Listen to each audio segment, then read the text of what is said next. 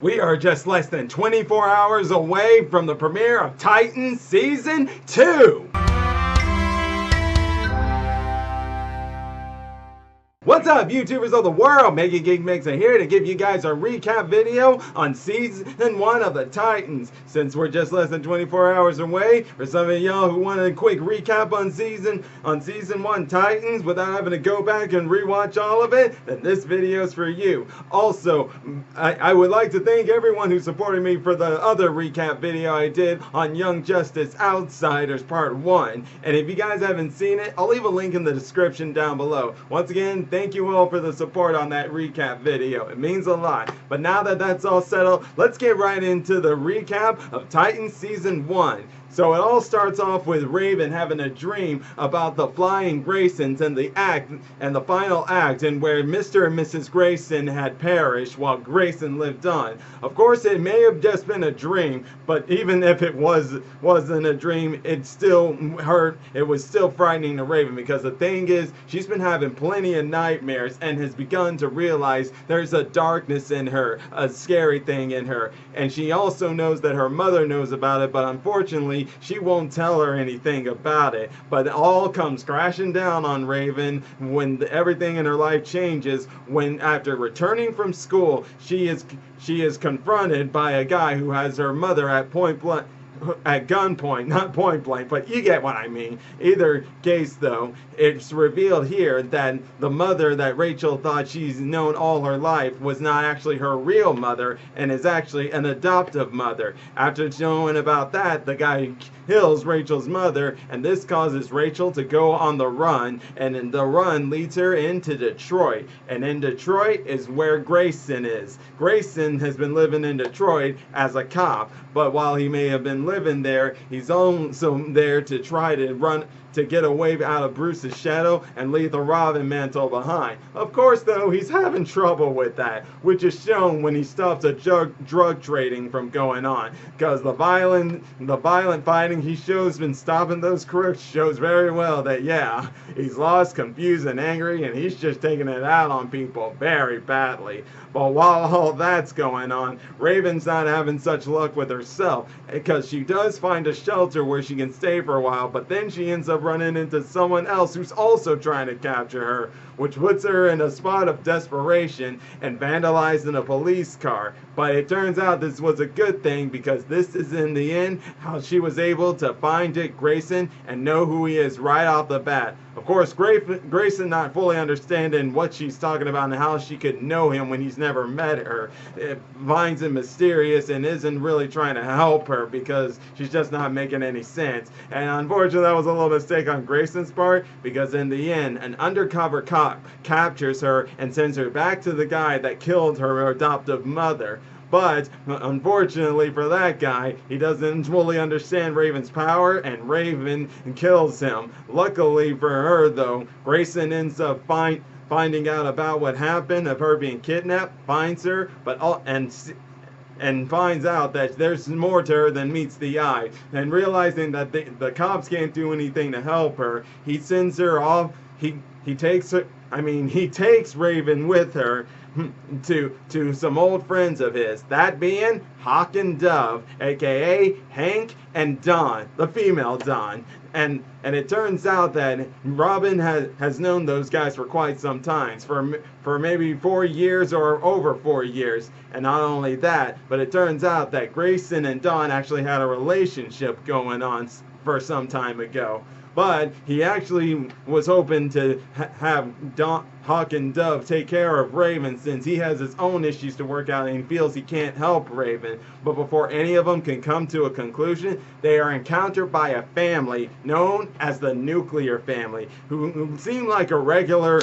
normal family, but they actually work for a guy by the name of Dr. Addison, who assigns them to capture Raven. And after defeating Robin, Hawk, and Dove, they capture Raven, but in the meantime, while they have captured and taken Raven, Dawn is put into a coma, and it is during her time being put into this coma that she and Hank, who are at the hospital, are dreaming about the time they met. This is where we learn about Hank having a brother, and they both went to a university where Hank was an all-star football player, while Dawn was more of an academic role type of student. But it turns out that Hank also had a coach who was very abusive to him and caused him physical pain, such as anxiety or.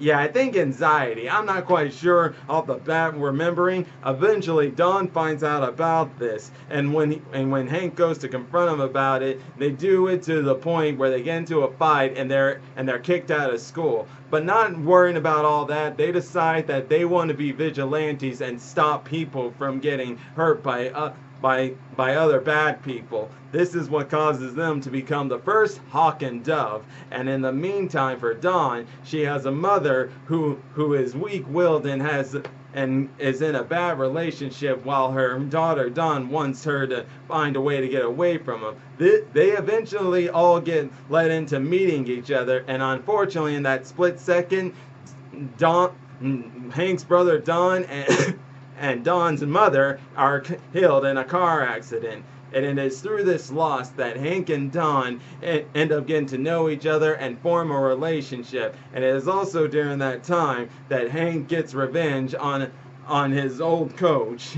And during when all that was happening, Raven, like I said, was kidnapped by the nuclear family.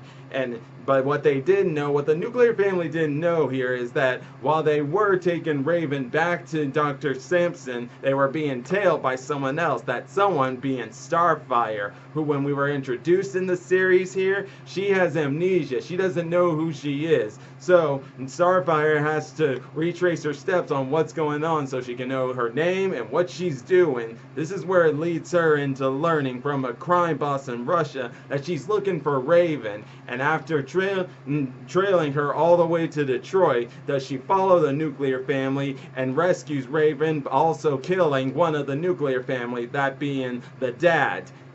And with that, Raven is saved and in better protection, and Starfire takes her to a church where nuns seem to know about Raven and who she is. But before any more questions could get answered, Grayson ends up trailing them over to a roller skating place where Raven ends up meeting a boy with green hair by the name of Garfield Logan, aka Beast Boy.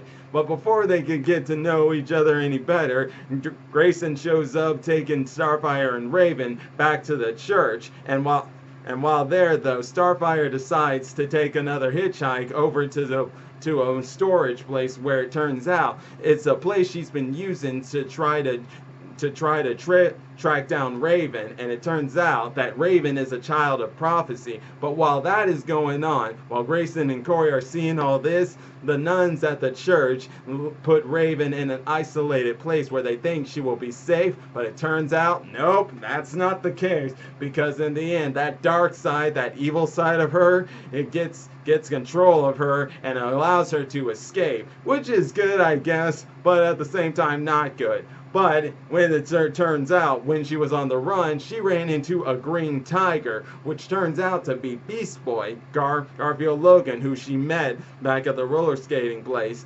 It's there that Garfield takes her to the Doom Patrol mansion, and it is here she learns of the Doom Patrol and the accidents that made them who they are. Cliff being Robot Man, Rita being Elastigirl, and Larry being Negative Man, and Garfield being Beast Boy. And it is during this time that the Chief also finds that there's something about Raven, but the way he wants to find out about it is something she doesn't like, but since he's already going through with it, she awakens her powers and attacks him, and eventually she would have no doubt destroyed that entire mansion had Grayson not shown up to help her, which thank God for that, because who knows what would have happened there.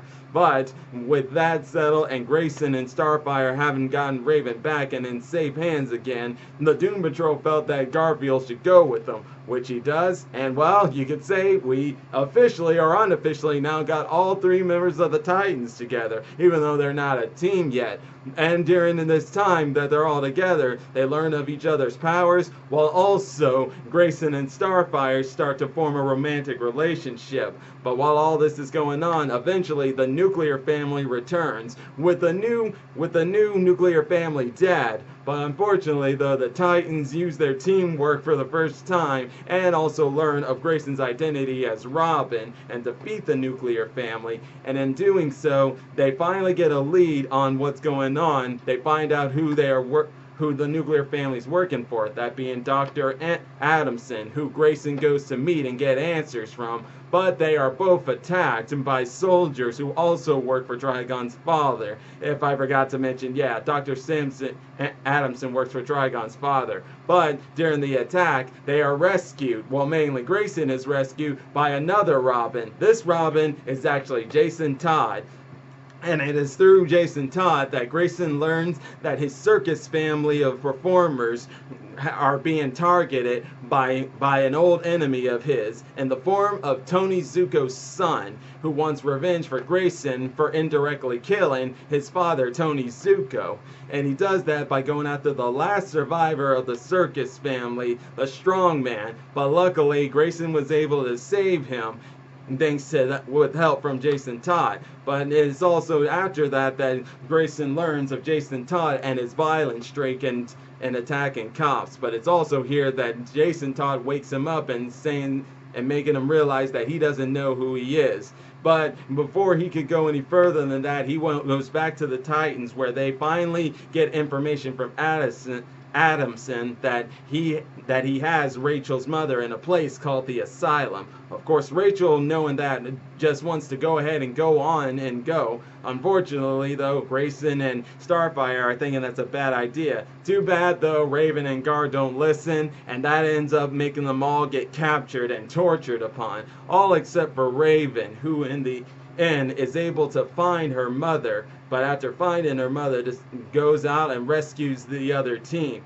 And it is before being rescued, Grayson is also having hallucinations of his younger self hating Robin and what he's become. This is basically something of a wake-up call to Grayson, because after finally waking up and being rescued by Raven and everyone else being rescued, he has Starfire blow up that asylum. But it's not just the asylum that's blown up, it's also his Robin suit. Yes, he burns up his Robin suit, signifying that he's no longer Robin. And while that is good, it's also bad, because it's there that Grayson lets Starfire and the rest of the team know that while he isn't Robin anymore, he wants to still be able to do the whole crime fighting thing, just in a new identity. So he decides to go off on his own, since he feels that Rachel and everyone else is safe now that Rachel has her mother, Angela, back. That is where we get introduced to one of his old friends, Donna Troy, who also helps him realize that while it may take time, he'll eventually find out who he can be, since he doesn't want to be Batman. But during that time, it's also that Donna Troy finds out that an ancient script that Grayson took a picture of from the storage room that he and Starfire were at back during when they took Raven to the church. It's actually an ancient alien alphabet, and it turns out that it translates that Rachel is here to kill Raven. Starfire, my bad, Starfire. Starfire is here to kill Raven, but unfortunately she doesn't know that fortunately she doesn't know that right now, but since her memory's starting to come back and stuff, Raven decides to help her out. But doing that makes her go into something of a relapse. Something about maybe, I guess, knowing her true mission and knowing that she found her, tries to kill Raven by choking her. And it is during this time that Raven sends out a telepathic call to both Hank and Dawn that she needs help. And it's through that is how Dawn is able to come out of her coma and get Hank to wake up, so they can go both find Jason Todd and help Raven, since they know she might be in trouble.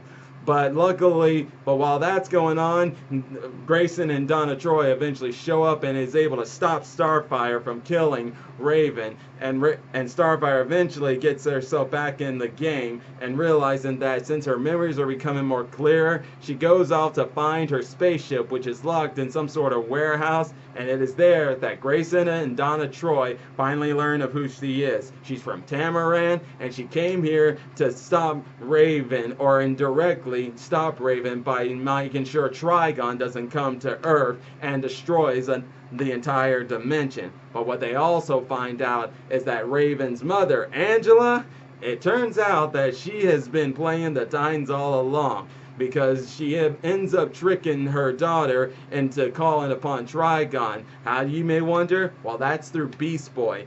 You see, Beast Boy, when he got to Angela's house, he started having anxiety and panic attacks, because at the asylum he attacked and killed a doctor from the asylum, and he has never bitten anyone or killed anyone before, so it was all getting to him to where he was getting sick. That's when it got to the point that Angela made Raven call upon her father. And while it may look like he saved Beast Boy, at the same time, though, there's more to it than that. Because as soon as Grayson, Donna Troy, and Starfire showed up, they see they're too late to stop Raven from calling Trigon. But unfortunately, Grayson's the only one who's able to go inside the house. And it is there that Trigon makes him fall into the darkness. How's that, you may wonder? Well, Grayson ends up going to a dream world where he's happily married to Dawn. They have a son, and they're having a newborn soon. But unfortunately, Jason Todd shows up, letting Grayson know that Batman has gone off the rail. Wanting to try to save him, he goes to Gotham City to do that, but unfortunately for him, he's too late, because what makes him cross the line completely is that Batman kills the Joker and then goes on a massacre. This makes Grayson see that he must stop his former mentor, so he joins forces with the police. They destroy the Wayne Mansion, and they are able to stop Batman, but not after he killed so many police. And this puts Grayson over the edge to where he kills him, and that's what also makes Grayson fall into the dark side. And this unfortunately terrifies Raven, but Trigon says that he is now part of the family. And while all that's going on, there is a post-credit scene where Cadmus has lost a subject who ends up walking away from the laboratory and freeing what seems to be a dog. And yes, you guys guessed it right, that dog is Crypto, and the one who saves him, well, the clue is hinted on his shoulder of the insignia of Superman. That is Superboy. And that right there, everyone, is the recap of Season 1 of Titans. And just to let you guys know, going into Season 2, the first episode, what y'all need to know is that's actually the episode that was supposed to be the season finale for Season 1. And that, so if you look at it like that, you'll know that next week is the actual real start of Season 2. I just want you guys to know that in case you go in there wondering, shouldn't this have been part of Season 1? Well, there's your answer right there. But until then, guys, are you excited and ready for Titans Season 2? Because I certainly am. We're getting Deathstroke, his kids, and so much more. I can't wait for it. But until then, guys, if you enjoy my videos, all you gotta do is click that like button, subscribe to the channel, hit the bell icon to be notified when I make more videos. And until then, MegaGeekMixer signing out. Bye!